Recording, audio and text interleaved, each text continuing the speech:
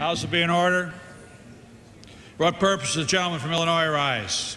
Mr. Speaker, pursuant to the rule, I call up House H.J.Res 114. The clerk will report the title of the joint resolution. House Joint Resolution 114, joint resolution to authorize the use of United States Armed Forces against Iraq. The gentleman from California, Mr. Lantos. Mr. Speaker, before I begin my opening statement, I ask unanimous consent that one half of my time be yielded to my dear friend and distinguished colleague from New Jersey, Mr. Payne, and that he may be permitted to yield that time to others. I would like to explain the reason for my request. Is there objection to the request? Reserving the right to object. The gentleman reserves the right to object and yields to the gentleman. Mr. Speaker, I understand that Mr. Lantos is about to ask that the time allotted to the Democratic side of the aisle be divided equally between those members who are in favor of the resolution and those members who are opposed to the resolution. This is a motion that I fully and enthusiastically support. But I would like to make the observation that while there are members on the other side of the aisle who are opposed to the resolution, no similar request has been made to divide that time equally. This is the only time that is available to raise this issue and to make this request, which I make in all earnestness and all seriousness. Would the gentleman yield? We are about, I will in just a second, Thank we you. are about to vote on a resolution, the result of which is likely to cause the deaths of unknown numbers of unknown people, should it prevail. This is the most serious matter that can be addressed by the members of this free and open body. And therefore, it seems to me that this debate ought to be conducted in a free and open manner, allocating the time. And I believe that this is a very short time that's been allocated to this debate. It should be much longer. But given the fact that we have only this short amount of time, that time ought to be divided equally so that those people who are opposed to the resolution will have the opportunity to make their case in the same amount of time as those people who favor the resolution. And I'll be happy to yield to the gentleman. Thank you very much for yielding, and I appreciate very much your statement because it certainly makes a very good point about fairness. Prior to the writing of the rule, I did make some requests about getting some time because as a Republican, I have strong constitutional reservations about what we're doing, and I think they're worthwhile hearing. And that was turned down. It was not written into the rule, and of course the amendment that I offered that may have offered an opportunity for me to make these constitutional points, that also was declined. But I have been informed today that I would be allowed 3 minutes to make the case for the Constitution. So I appreciate very much you bringing this up, and I hope our leadership will reconsider and allow those Republicans on this side to have a fair share of the time, as the Democrats are doing, and allowing us to have 50% of the time as well. And I yield back. I thank the gentleman, and I reclaim my time, and I earnestly thank the gentleman for his efforts made earlier today. It seems to me that the rejection of the gentleman's efforts constitutes a mistake on the part of those people who made that decision. His voice ought to have been heard. He ought to have been listened to when he asked for a proper allocation of time. He ought to have been listened to when he asked for the opportunity to present an amendment on this resolution. He was not. We now have an opportunity to rectify those mistakes. Furthermore, the allocation of 3 minutes to defend the Constitution of the United States seems to me to be wholly inadequate and unworthy of this body. So therefore, Mr. Speaker, I earnestly request that the request of the gentleman who just spoke be recognized by the majority party in this House, that fairness be honored by the majority party in this House, and that they divide the time that has been given to them so that those people who are opposed to this resolution, earnestly and devoutly opposed to it, will have an equal time to express that devotion and earnestness in opposition to this resolution as those who favor it. And I ask, how can we have a fair and open exchange on the merits of this resolution when those who are opposed to the resolution, regardless of what party they may belong to, are not provided the opportunity to make their case? They're only given a fourth of the opportunity, while those who favor the resolution are getting three-fourths. This is inherently an unfair circumstance. Will the gentleman yield on his reservation? I yield to the lady. I thank the gentleman very much, and I thank the gentleman from Texas very much, and Mr. Hyde as well, Mr. Lantos.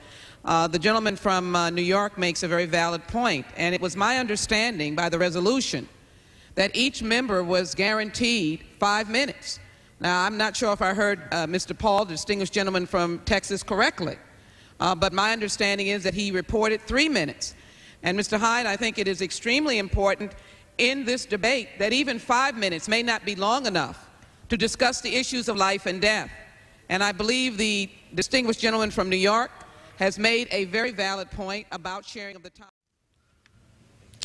Gentleman yields back. Gentleman from New York. Madam Speaker, I'm pleased to yield 5 minutes to a senior member of our International Relations Committee, the gentleman from Texas, Dr. Paul. The gentleman has 5 minutes. I thank the gentleman for yielding, and I ask unanimous consent to revise and extend my remarks. Without objection. Madam Speaker, I rise in opposition to this resolution. The wisdom of the war is one issue, but the process and the philosophy behind our foreign policy are other issues as well. But I've come to the conclusion that I see no threat to our national security. There's no convincing evidence that Iraq is capable of threatening the security of this country, and therefore very little reason, if any, to pursue a war. But I'm very interested also in the process that we're pursuing. This is not a resolution to declare war. We know that. This is a resolution that does something much different. This resolution transfers the responsibility and the authority and the power of the Congress to the President so that he can declare war when, if he wants to. He has not even indicated that he wants to go to war or that he has to go to war, but he will make the full decision, not the Congress, not through the people through the Congress of this country in that manner. It does something else, though. One half of the resolution delivers his power to the President, but it also instructs him to enforce UN resolutions.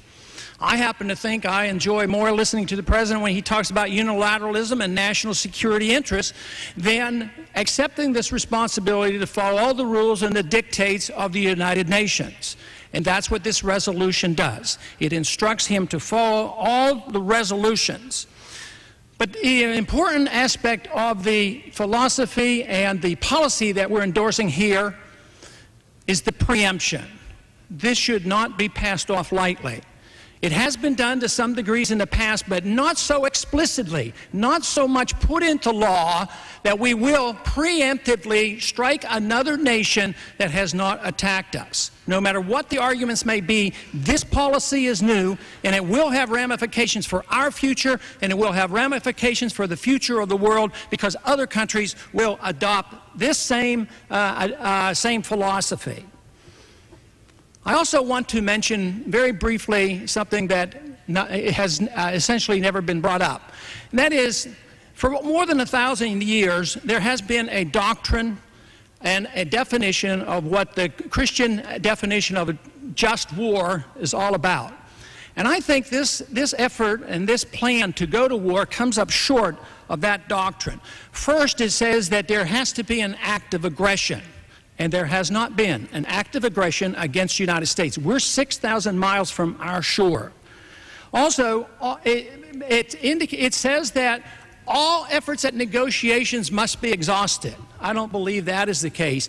It seems to me like the opposition, the enemy right now, is begging for more negotiations. And also, it says that the Christian doctrine says that the proper authority must be responsible for initiating the war. And I do not believe that proper authority can be transferred to the President nor to the United Nations. But there's a very practical reasons that I come up with a great deal of reservations about what we're doing. And that has to do with the issue of no-win wars that we have been involved in for so long. Once we give up our responsibilities from here in the House and the Senate to make these decisions, it seems that we depend on the United Nations for our instructions. And that's why, essentially, somebody indicated we're already at war. And that's correct. We're still in the Persian Gulf War I. We've been bombing for 12 years, and the reason our President Bush Sr. didn't go all the way was he said the UN didn't give him permission to. So my argument is that when you go to war through the back door, you're more likely to have the wars last longer and not have a completion of the war such as we had in Korea and Vietnam. So we ought to consider this very seriously. Also, it is said that no, you are wrong about the act of aggression. There has been an act of aggression against us because Saddam Hussein has shot at our airplanes. The fact that he has missed every single airplane for 12 years and tens of thousands of sorties have been flown indicates the strength of our enemy, an impoverished third world nation that doesn't have an air force, anti-aircraft weapons, or has a navy. But the indication is that because he shot at us, therefore it's an act of aggression. But you know what is cited as the reason for us flying over the no-fly zone? It comes from UN Resolution 688, which instructs us and all other nations to contribute to humanitarian relief in the Kurdish and the Shiite areas. It says nothing about no-fly zones. It says nothing about bombing missions over Iraq. So to declare that we have been attacked, I do not believe this for a minute fulfills the requirement that we are retaliating against aggression against this country. There is a need for us to assume responsibility for the declaration of war and also to prepare the American people for the taxes that will be raised and the possibility of a military draft which may well come. The gentleman from California.